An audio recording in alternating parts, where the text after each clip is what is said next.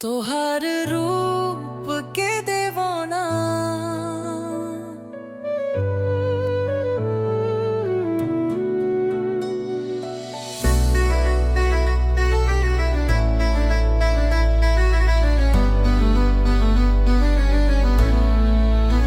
सरसों के खेत में तू लहराए, घूंघट में तोहार चेहरा छुप जाए। बनवा के मुरली तू बजा दे लू, तोहर एक नजरिया जिया ले जाए। तोहार रूप के दीवाना हो गई नी हम बलमुआ। चूड़ी के चनक पायल के तन लगे जैसे साजे धुन बांसुरिया।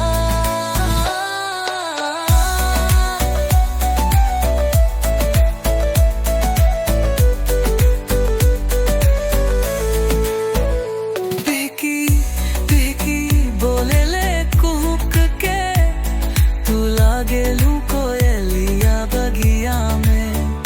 सजी धजी रहेलू फूल जैसन, तोहे बातें लागे सखियन सपना में।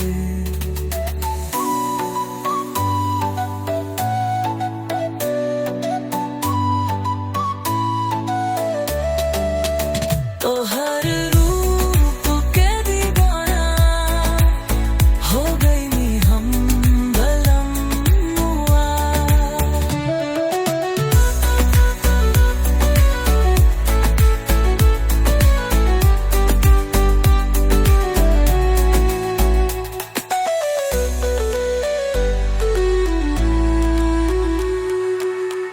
सजी धजी रहेलू फूल जैसन, तोहे बातें लागे सखियां सब